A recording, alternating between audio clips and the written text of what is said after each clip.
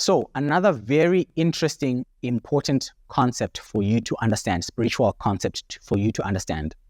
The devil is finite. What does that mean? It means he's not everywhere all the time.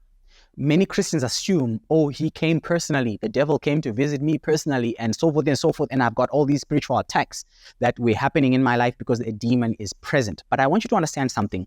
People don't know this about the demonic system. It doesn't actually work on the presence of a driver. What that means, it doesn't necessarily need the devil himself to come and drive you into doing something. Instead, what the devil does is he builds systems. The demonic kingdom is a systemic kingdom, which means they are engines that run on their own. Look at social media. It just becomes what it is because human psychology is what it is. So people become negative, they become contrarian, they become argumentative, they become all of these things, not because they are literally demons pushing an agenda, but because if you do certain things to people in a large group of people, you expose them to certain things and they have a predisposition in behaving in a certain way. So essentially, you all have what we call default settings. That's why there's what they call mob psychology.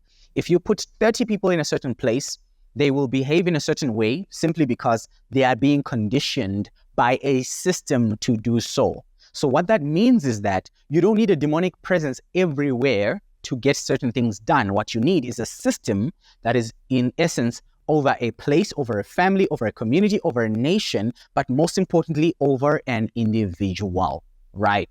Why does this matter? Because most of you, when the enemy is supposedly fighting you, he's not fighting you, he's pushing you towards a place called self-sabotage.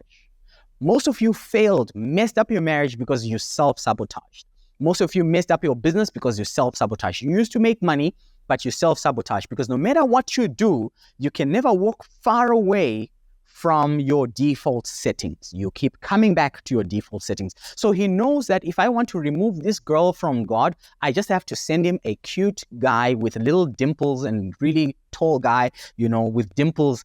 She will fall for it. And so you fall for the same thing over and over again because you are predisposed for that. He now knows that if things are starting to go well in your prayer life, all he needs to do is to send you a little bit more money. So there are now automated systems where a little bit of money comes into your life and you disconnect from God. And now here's the worst part. When most of you make your resolutions, and we're in June now, right? We're in June, and most of you make your resolutions and you say, this year I'm going to do that, this year I'm going to do that, this year I'm going to do that. At that moment, your frame of mind is different from what's about to come. So what happens is, in a few weeks, all the enemy needs to do is to bring you back to your predisposition, what you lean towards anyway. And then we begin to do the same thing that we've done all the time. And the biggest enemy of your life is self-sabotage. You sabotage your own relationships, you sabotage your own growth, you sabotage your own friendships, you sabotage your own financial growth. And most of the time, we then say, no, the devil did this to me.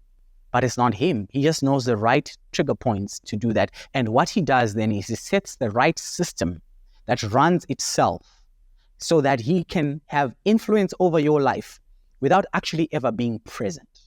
Some of you, the last time you were visited by a demonic entity was years ago, but he knows that you are toxic. And he knows that as soon as you get into a good, stable relationship with a God-loving person, in your mind, you start getting bored. And when you are bored, you start thinking, what can I do to mess this up? It may not even be a conscious thought that you have, but on your own, you are wired towards, how do I destroy this relationship? And most of the time, the destruction that has happened into your life is by your own doing. And there's no devil there. I think one of the biggest messages that Christians need to hear today is, the devil was never there. You were all alone. And the biggest enemy of you, your biggest enemy, is you. You are the problem.